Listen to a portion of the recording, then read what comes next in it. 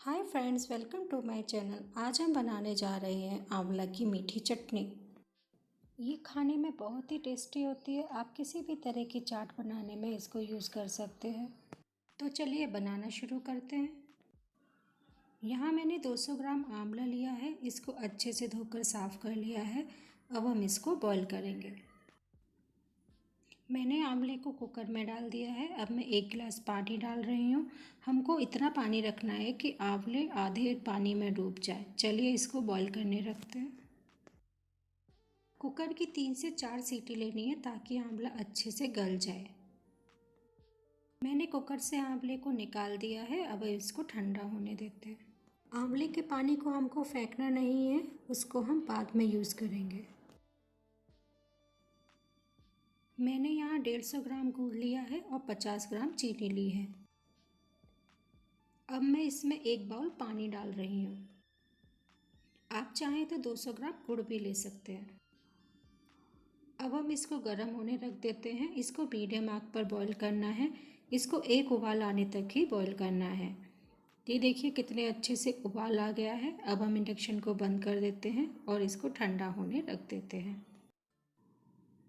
अभी बॉइल्ड आंवला भी ठंडा हो गया है। चलिए उसको साफ़ कर लेते हैं।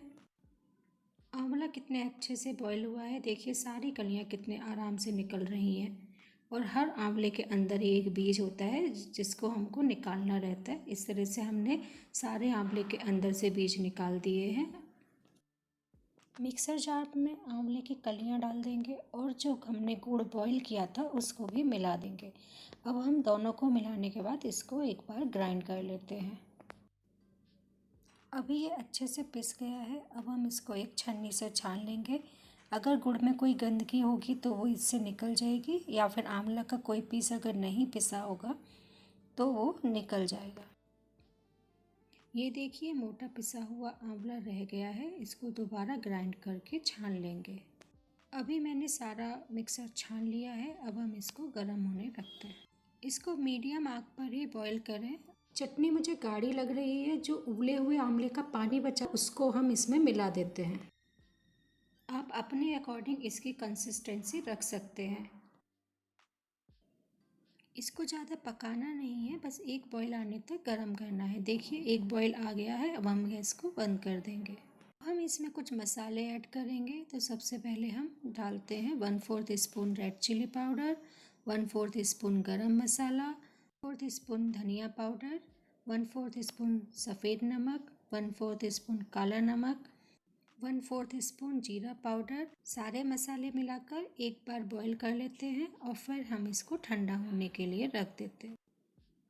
चटनी को इतना ही पतला रखना है क्योंकि ये ठंडी होने के बाद और भी थिक हो जाएगी। चटनी अभी ठंडी हो गई है। मैंने इसको एक बाउल में शिफ्ट कर लिया है और ये देखिए अभी ठंडी होने के बाद कितनी गाढ़ी हो गई है। इसमें थोड़ी सी तरबूज के बीज की गिरी डालते हैं। इसको मगज बीज भी कहते हैं। और इसको अच्छे से मिला देते हैं। आंवला विटामिन सी से भरपूर होता है, इसलिए इस बार इमली की चटनी न बना के आंवले की चटनी बनाइए। अगर आपको मेरी रेसिपी अच्छी लगी है तो मेरे चैनल को सब्सक्राइब करें, बेल आइकन को क्लिक करें। मिलते हैं अगले वीडियो में एक और नई रेसिपी के साथ। Thanks for watching.